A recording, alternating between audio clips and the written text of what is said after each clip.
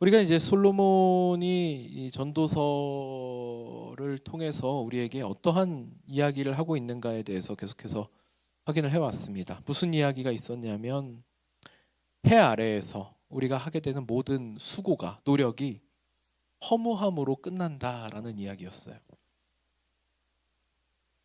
전도서가 다루고 있는 지혜, 쾌락, 수고 이런 것들이 해 아래에서 우리가 발버둥 치며 하는 노력인데 이것들이 다 허무함으로 끝나게 되더라 라고 하는 것이었고요. 그리고 오늘 우리는 우리 세대가 가장 크게 겪고 있는 고통이라고 생각되는 주제입니다. 바로 시간의 문제 앞에 서게 되었습니다.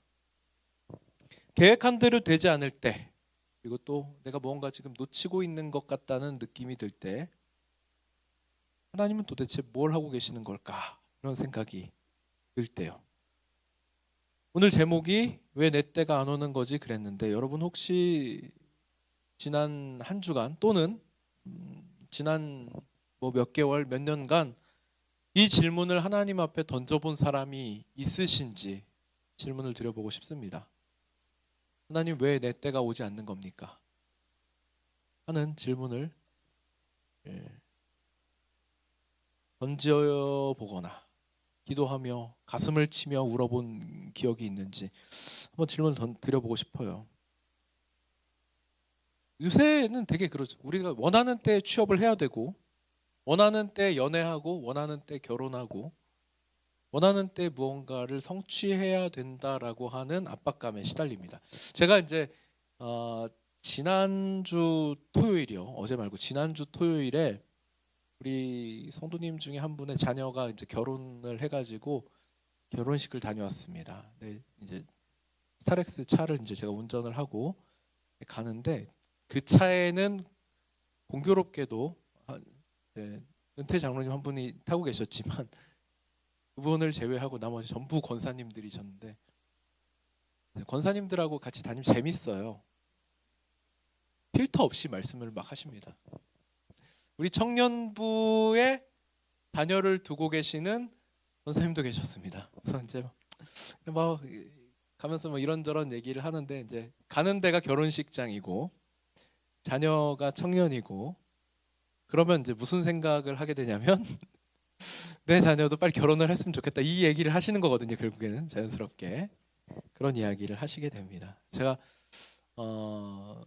누구라고 말씀을 안 드릴게요. 누구라고 말씀을 안 드리지만, 그래서 제가 그 청년을 굉장히 아끼고 굉장히 좋아하고, 그리고 제가 훌륭하다고 생각하는 청년인데, 그래서 막 권사님이 그래서 막 좋은 짝이 있었으면 좋겠다고 막 저보고 막, 목사님 청년부에서 뭐 이렇게 좋은 사람 있으면. 그래서 그걸 제가 어떻게 합니까? 그랬어요. 자기들이 좋아야지. 그렇죠? 자기들이 좋아야 돼요. 근데 이제 그 이야기에서의 핵심은 뭐냐면, 그 권사님이 내가 이제 나이가 많다라는 거였어요. 그러니까 내가 나이가 많으니까 자녀가 결혼하는 걸 내가 기다릴 수가 없다. 예, 심지어 우리의 부모님들도 때를 정해놓고 이때가 됐을 때 이게 되지 않으면 막 마음이 급하신 것 같아요.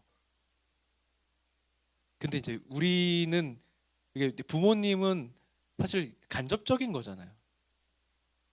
우리는 내 인생인데, 그죠? 원하는 데 취업하고 싶고, 지금 우리 청년들 중에 학업을 마치고 취업을 준비하고 있는 경우도 있잖아요. 그죠? 그리고 또 어느 정도 나이가 찼는데 좋은 짝이 있었으면 좋겠는데, 연애를 시작하고 싶은데, 아니면 결혼을 해야 되는데 내가 생각한 것처럼 잘 되지 않는다든지, 뭔가 이루어야 한다, 성취해야 한다, 지금 이만큼, 이 때가 됐을 때 이만큼 해야 된다. 이게 결국에 어떻게 되냐면 내 주변 사람들하고 나를 자꾸 비교하게 되는 문제가 되거든요. 내 옆에 친구들은 앞서 나가고 있는 것 같고, 나는 뭔가 계속 멈춰 있는 것 같고 무명의 시간을 보내는 것 같은 그런 느낌, 조급함, 그리고 비교라고 하는 것 때문에 괴로워지는 겁니다. 저도 조급함을 참지 못하던 시절이 있었어요. 사실은 제가 그런 데서 굉장히 좀 초연한 편이었는데 언제 그걸 강하게 느꼈었냐면 제가 강도사를 5년 했거든요. 그래서 강도사 5년 했다 그러는 게 그게 그렇게 확 와닿지 않으실 수도 있지만 원래 강도사는 1년 하면 목사 안수 받을 조건이 됩니다. 근데 왜 5년을 했는가? 그리고 이제 그런 것도 있어요. 그래서 5년 강도사가 됐는데 5년 내에 목사가 되지 않으면 강도사 인허 받은 걸 취소시키는 그 룰이 있습니다, 원래. 왜냐하면 이 사람은 목사가 될 자격이 없는 사람 아니냐 이렇게 간주를 하는 거예요. 제가 5년 했다니까요, 근데. 강도사가 되고 1년이 지나면 목사고시 보고 목사 안수를 받을 수 있습니다. 그러니까 제가 지금 이제 목사가 된 지 5년 횟수로 6년이 된 건데 목사 안수를 그러면 제가 제때 받았으면 지금 목사가 된 지 10년 차일 거예요, 아마. 네, 이렇게 시간이 오래 걸린 이유가 뭐냐? 제가 그때 후보생 시절에는 이런 표현을 썼습니다. 똥차라 그랬어요. 똥차. 앞으로 가지 못하는 똥차. 결혼을 못해서 목사 안수를 못 받았습니다. 네. 주변에서 이제 그런 말씀을 하세요. 전도사 때는 그리고 신학생 때는 학교에서 막 찾으라고. 근데 이제 지금은 아닙니다만 제가 신학교 다니던 시절만 해도 저희 교단은 여자 목사님 없는 시절이었기 때문에 신학생들 중에 자매분들은 많이 없어요. 또 한 학년에 자매들이 많으면 뭐 5명, 6명 되는데 그 중에 이제 우리 어머님 또래 되시는 분들이 한 6, 70%고 그러면 이제 우리 또래 연애의 대상으로 볼 수 있는 자매가 많아야 2명. 근데 그 둘 중에 한 명은 남자친구 있는 상태에서 오고 말 걸면 막 철벽치고 학교 안에서는 도무지 해결이 안 될 것 같아요. 그럼 적극적으로 이제 막 주변에 소개도 해달라 그럽니다. 막 소개도 받으러 다니고. 안 됐으니까 5년 강도사 한 거예요. 그죠? 안 됐으니까. 네, 어쨌든 구원을 받았어요. 그죠? 구원을 받아서 결혼을 했습니다. 근데 결혼을 하고 이제 목사 안수 받을 조건을 다 갖췄는데 또 여러 가지 문제가 있었습니다. 코로나가 터지고 코로나가 터지면 어떻게 되냐면 모이는 게 힘들어졌었어요. 기억하실지 모르겠지만 뭐 몇 명 이상 안 되고 막 그런 시절이 있었습니다. 그러니까 제가 분명히 준비가 다 됐는데 조건 다 갖췄는데 노회에서 그렇게 말씀을 하시는 거예요. 서둘러서 목사 안수 받을 필요가 뭐가 있냐? 좀 잠잠해지면 그때 하면 어떠냐? 이런 말씀을 하셨는데 제가 그걸 참을 수가 없었어요. 너무 서운하고 내가 지금 강도사를 5년 했는데 해달라는 요구 조건을 지금 다 갖췄는데 이렇게 안 된다고 하는 게 어딨냐? 예? 이미 내 동기들은 다 목사 돼가지고 빠른 분은 담임 목사 벌써 그때 된 사람도 있었는데 나는 그냥 강도사로 시간이 그냥 흘러가네. 야 하는 마음이 저한테 되게 컸던 거죠. 답답하기도 하고 불안하기도 하고 지금 나는 뭘 하는 걸까? 이런 불안 속에서 솔로몬이 오늘 우리한테 이렇게 말씀을 하고 있는 거예요. 1절을 볼까요? 1절에 범사에 기한이 있고 천하 만사가 다 때가 있나니. 이게 여러분 이게 하나님이 우리에게 주시는 말씀인 거예요. 우리 인생은 우리가 시간표를 짜서 우리가 계획하고 우리가 실행하는 그런 우리 통제 아래에 놓여 있는 것이 아니라 하나님이 정하신 때가 있고 하나님께서 계획하신 시간표가 있어서 우리는 그걸 따라 사는 것이다 라고 하는 걸 선포하고 있는 겁니다. 근데 제가 느꼈던 불안은 뭐예요? 인간의 기준에서 무언가를 이루고 무언가를 성취해야 한다는 압박에서 온 거였어요. 지금도 그런 생각이 제 속에서 스멀스멀 기어 올라올 때가 있습니다. 그런 마음이 막 떠오를 때가 있어요. 근데 여러분 사실요, 저는 제가 전도사이던 시절에도 강도사이던 시절에도 하루하루 하나님의 때를 살면서 저에게 주어진 자리에서 최선을 다하면서 살았어요. 그거면 충분한 거 아닐까요? 꼭 뭐 목사가 되고 그냥 막 유명해지고 이제는 유명해지면 안 됩니다. 저는 무명인 것이 복이라는 걸 알았어요. 예, 유명해지는 걸 원치 않습니다.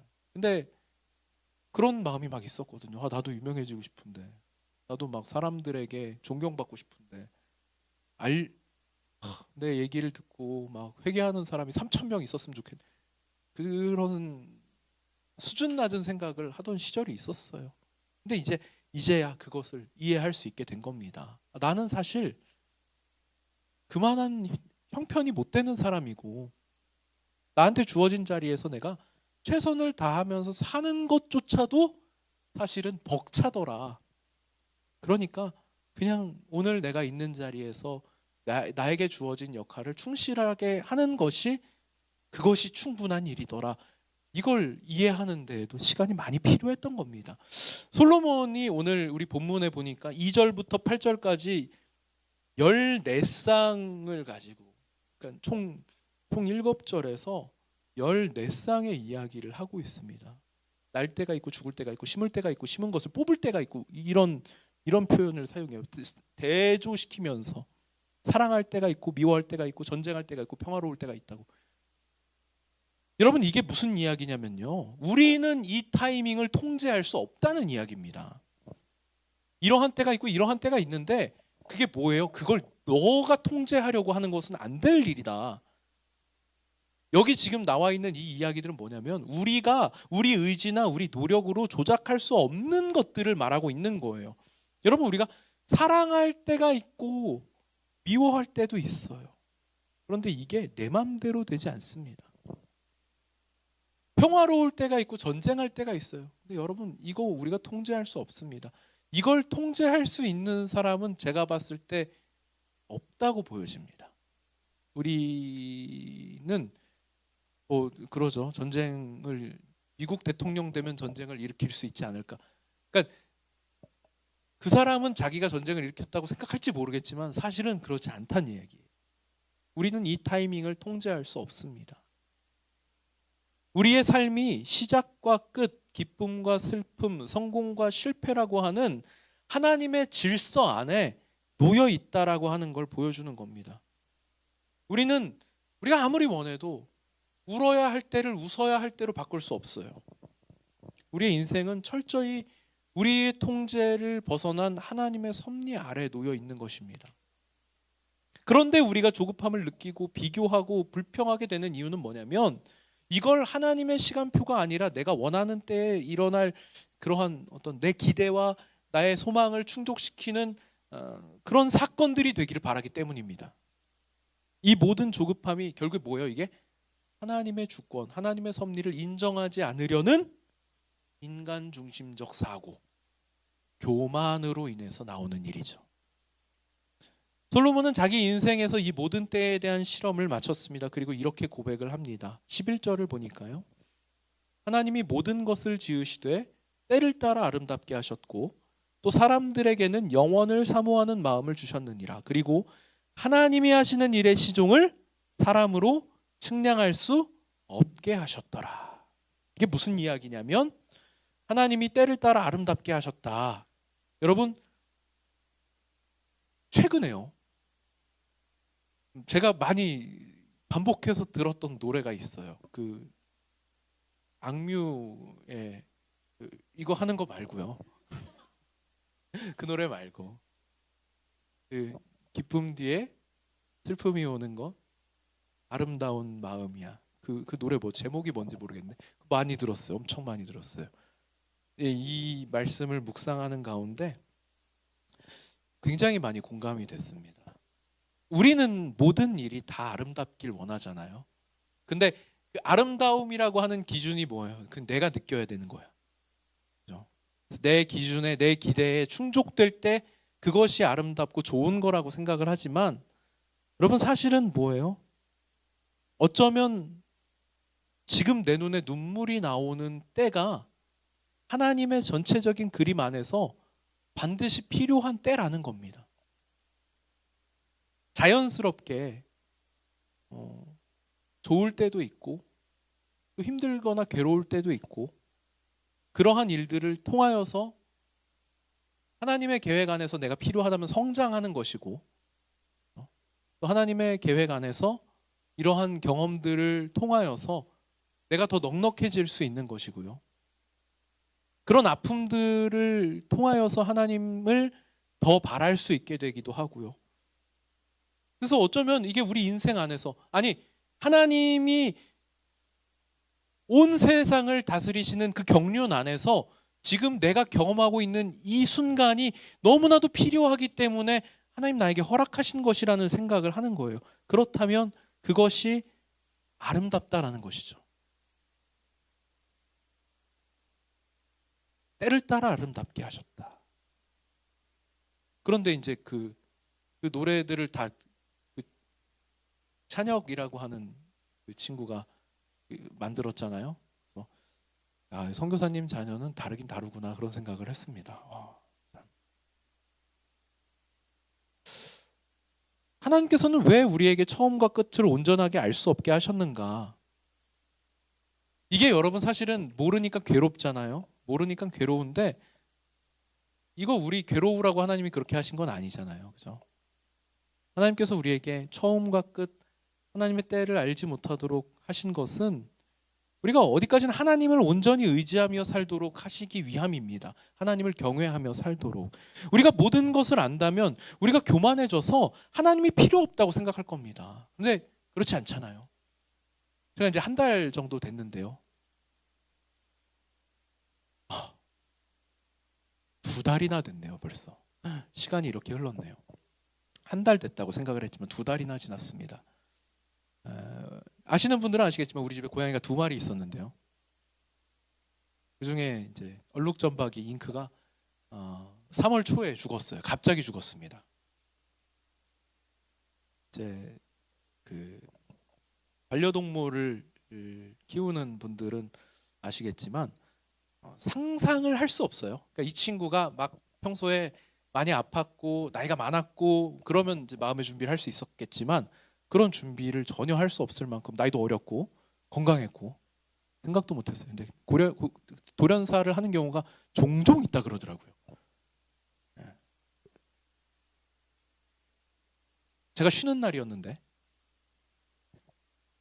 그날 저녁을 먹고 있었어요. 저는 지금도 되게 생생합니다. 그 장면이. 밥을 먹고 그리고 이제 루틴이에요. 고양이들은 다 루틴이 있잖아요. 저한테 와가지고 막 이렇게 애교도 부리고 만져달라고 하고 그래서 밥 먹다 말고 좀 쓰다듬어주고 가서 네 할 일 하라고 보내고 5분 지나서 보니까 쓰러져 있었어요. 너무 힘들었습니다. 그 사실이 저한테 너무 괴롭고 너무 힘든 일이었고 아마 그게 저한테 주어졌던 그 생명에 대한 책임감과 무게감 때문에 그렇게 많이 괴로웠었던 거라고 생각을 하는데요. 근데 되게 극복할 수 없을 것처럼 생각했지만 사실은 굉장히 빨리 헤어나올 수 있었는데 저는 그것 또한 하나님의 계획과 섭리 안에서 일어난 일이라는 것을 신뢰할 수 있었기 때문이었습니다. 잉크를 처음 만났을 때도 제가 이 친구는 곧 죽겠구나 싶은 마음에 그냥 데리고 와서 내가 따뜻하게 좀 케어를 해줘야지 그런 마음으로 데리고 왔었고 잘 좋은 추억들을 많이 가지고 잘 해줬다고 생각을 합니다. 그러니까 그러면 나한테 하나님이 이 생명을 책임지라고 기회를 주신 거다 이렇게 생각을 하니까 이별도 아름답게 받아들일 수 있겠더라고요. 이해가 되세요? 좋은 일도 있고 때로는 우리가 생각지 못한 예상할 수 없는 그런 괴로운 일들도 있다는 겁니다. 그런데 그런 일들을 만났을 때 하나님 도대체 나한테 왜 이런 일을 주십니까가 아니고 이것 또한 하나님의 계획 안에서 나에게 주시는 일이구나 라고 하는 것을 우리가 받아들일 수 있겠느냐라는 거예요. 우리는 알지 못하잖아요. 우리는 우리의 눈앞에 어떤 일이 기다리고 있는지 알지 못합니다. 오늘 지금 예배 중인데 이 예배를 마치고 저 문을 열고 나가면서 우리에게 무슨 일이 일어날지도 우리는 알지 못해요. 그렇잖아요. 우리가 전지전능하지 않다는 거잖아요. 그것으로 우리는 하나님과 다르다는 것을 느낄 수 있는 겁니다. 하나님은 다 아시는데, 하나님은 다 계획하고 계시는데, 하나님은 모든 것을 다스리고 계시는데 우리는 그렇지 않다. 내 인생의 주인은 내가 아니다. 내가 내 인생을 개척하고 다스리고 내 뜻대로 할 수 있다고 착각하지 말자. 내 인생의 주인은 내가 아니다. 하나님께서 그것을 우리에게 알려주고 계시는 겁니다. 여러분, 내 때가 오지 않는 것 같은 무명의 시기는요, 하나님의 섭리 안에는 반드시 들어가 있습니다. 내 때가 왜 오지 않는 것인가? 라고 하는 이 생각은요, 모든 사람들이 다 느끼는 감정이라는 거예요. 우리는 이 자리에서 예수 그리스도를 바라볼 수 있어야 합니다. 예수님도 무명의 시기가 있었습니다.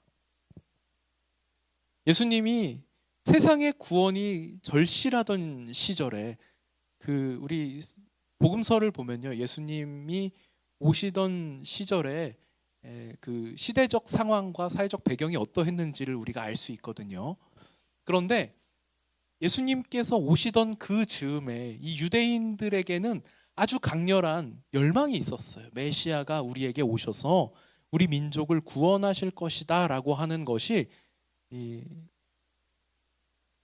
어쩌면요, 우리가 주님 다시 오셔서 세상을 심판하시고 하나님 나라와 그 통치를 완성시킬 때가 올 것이다를 지금 기대하는 것보다 더 뜨거운 마음으로 기대하고 있었을 겁니다. 왜냐하면 여러분, 솔직히 말할게요. 여러분은 우리가 살고 있는 세상 속에서 모순을 느끼기 힘들 거예요. 세상이 하고 있는 것을 따라 살고 세상의 언어를 우리도 사용하고 세상이 주는 것들을 누리면서 살고 있잖아요, 우리는. 그죠? 근데 당시 유대인들은 그렇지 않았습니다. 이들에게는 하나님이 세우신 질서가 엉망이 되었다는 것이 매일 마주하는 현실이었어요. 그러니까 메시아가 오시기를 간절하게 바라고 있었습니다. 물론 그들이 바라던 방식과 예수님의 방식이 많이 달랐어요. 근데 예수님께서 태어나시던 시기에 그 즈음에 유대인들에게 그러한 열망이 컸기 때문에 수많은 사람들이 내가 메시아라고 하면서 나타났었습니다. 그러한 시절에 예수님께서 공생애를 시작하시기까지 시간이 얼마나 필요했을까요? 예수님이 공생애를 시작하시던 시절을 성경은 뭐라고 표현하냐면 30세쯤 되었을 때라고 표현합니다. 30년이나 예수님은 이야기의 중심이, 우리가 이제 유대인들 사회에서 중심지는 어디예요? 예루살렘. 그리고 이제 또 성경에서 중요하게 주목하고 있는 동네가 또 있습니다. 예수님의 출생지 베들레헴. 이런 자리가 아니라 나사렛이라고 하는 촌동네에서, 나사렛에서 무슨 선한 것이 나겠느냐 이런 말이 있어요. 그런 촌동네에서 예수님은 목수의 아들로 사셨습니다. 능력이 없어서 30세까지 그러고 침묵하신 게 아니에요. 아버지 하나님의 완벽한 때를 기다리면서 순종하신 겁니다. 우리가 우리의 무명의 시간을 어떻게 보내야 하는 것인가를 예수님의 본을 따라서 배울 필요가 있는 겁니다. 우리에게 기다림이라고 하는 것은 뭐냐면 성숙과 준비의 과정이에요. 아버지의 뜻을 온전히 이루기 위해 순종하는 시간이 되는 겁니다. 지금 내 때가 아니다라고 하는 것 때문에 괴로운 분이 있다면, 지금 하나님이 우리를 성숙시키고 계시고 하나님의 일을 위해서 우리를 준비시키고 계시는 은혜로운 기다림의 때다라고 생각하시기를 바랍니다. 하나님은 우리가 왜 지금이 아닌가를 온전히 이해할 수 없게 하셨지만 또 우리에게 놀라운 선물을 주셨는데요. 11절에 보니까 영원을 사모하는 마음을 주셨다 그래요. 우리는 영원을 살도록 지음받았는데 지금 당장의 눈앞에 보이는 이 성취라고 하는 것을 내 인생에 자꾸 담으려고 하니까 이게 우리의 마음을 조급하게 만들고 괴롭게 하는 것입니다. 그런데 하나님께서 우리에게 영원을 사모하는 마음을 주신 이유는 뭐냐면 이 땅의 시간표가 전부가 아닌 것을 기억하자는 거예요. 우리가 이 땅에서 보고 듣고 누리고 경험하는 것들은 때가 정해져 있습니다. 시기가 있어요. 그리고 언젠간 끝이 날 겁니다. 영원하신 하나님을 바라는 것이 우리가 소망해야 할 것이잖아요. 우리가 오늘의 한계를 견뎌내려면 영원하신 하나님께 우리의 시선을 맞출 필요가 있는 겁니다. 많은 사람들이 끊임없이 해 아래 헛된 것들로 만족하지 못하면서 더 큰 것을 갈망하게 되는데 그게 바로 이 영혼에 대한 갈망 때문입니다.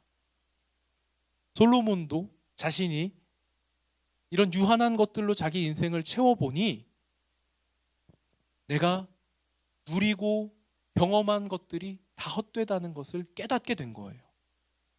그리고 제가 여러분에게 소개하고 싶은 바로 우리 예수님은 영원 그 자체이십니다.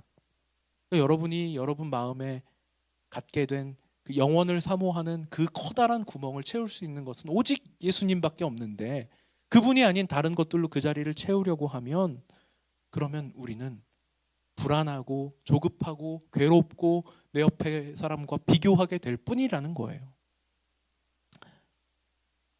우리가 조급하고 불안한 것이 하나님이 이 시간을 주관하신다는 섭리를 믿지 못하는 불신앙과 교만에서 비롯된다는 것.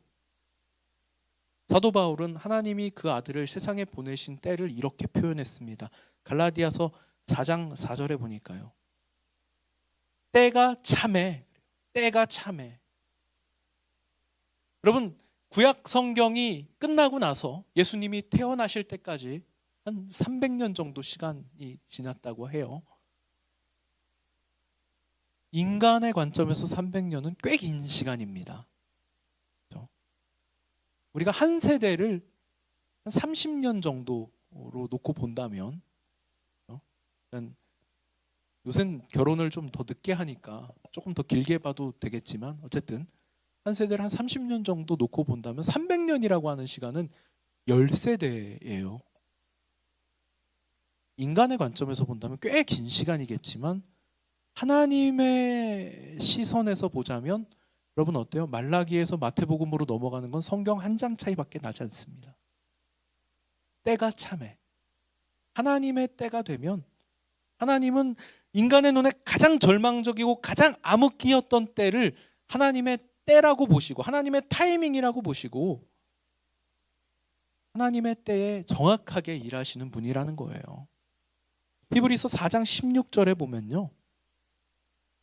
이렇게 말씀합니다. 그러므로 우리는 긍휼하심을 받고 때를 따라 돕는 은혜를 얻기 위하여 은혜의 보좌 앞에 단대히 나아갈 것이니라. 여러분 우리가 지금 경험하고 있는 이 때가 차지 않았다라는 느낌은 뭐냐면 우리가 지금 늦었고 우리가 지금 주저하고 있고 우리가 지금 제자리 걸음을 하고 있는 것이 아니라 하나님의 때가 지금 차고 있는 중인 겁니다. 나사렛에서 목수로 30년 사셨던 예수님이 실패한 것이 아닌 것처럼 오늘 무명의 시간을 보내고 있는 우리 모두가 하나님의 눈에는 가장 찬란한 순종의 시간을 보내고 있는 중이라는 겁니다. 여러분, 여러분의 손에서 조급함이라고 하는 우상을 내려놓으시고 또 여러분의 시선에서 나의 주변, 나의 옆사람, 나의 경쟁자 를 비교하는 그런 시선을 거두시고 우리를 가장 좋은 때에 완성하실 하나님을 경외하는 마음으로 순종하는 오늘 하루를 사시기를 바랍니다. 그리고 마지막으로 우리가 하나님의 때를 기다린다고 하는 것이요, 여러분 꼭 입을 닫고 고통 가운데 막 인내하자는 것이 아니고요. 13절에 보니까 솔로몬이 이렇게 표현합니다. 먹고 마시며 수고함으로 낙을 누리는 것이 하나님의 선물이라고 하거든요. 여러분 우리가 꼭 큰 성공을 누려서 뭔가 어마어마한 것을 이루었을 때가 아니더라도 여러분 오늘 우리가 내 옆에 하나님께서 세워주신 나의 동역자들과 함께 나눌 수 있는 따뜻한 밥 한 끼, 같이 치킨을 한번 먹는다든지 또 여러분들에게 오늘 주어진 일들이 있을 거예요. 오늘 내가 해야 할 일들, 일상 가운데 내가 지금 이게 나한테 별로 이렇게 큰 일인 것처럼 느껴지지 않는데 이거 한다고 내 인생이 막 어마어마하게 변화될 것 같지 않은데 라는 느낌이 들지만 내가 오늘 해야 할 일들, 그런 작은 순간 하나하나에 하나님께서 우리에게 주신 선물이 있고 하나님께서 우리에게 숨겨두신 기쁨이 있습니다. 여러분 그것을 하나하나 성실하게 누리시는 가운데 하나님의 주권을 신뢰하는 사람에게 하나님께서는 하나님의 때를 허락하시고 하나님께서 그때를 위하여 준비하실 것입니다. 왜 내 때가 오지 않는 걸까? 그것이 아니라 하나님의 때가 이루어지고 있구나. 이것을 신뢰하는 우리 모두에게 하나님께서 은혜와 평강을 허락하실 줄 믿습니다.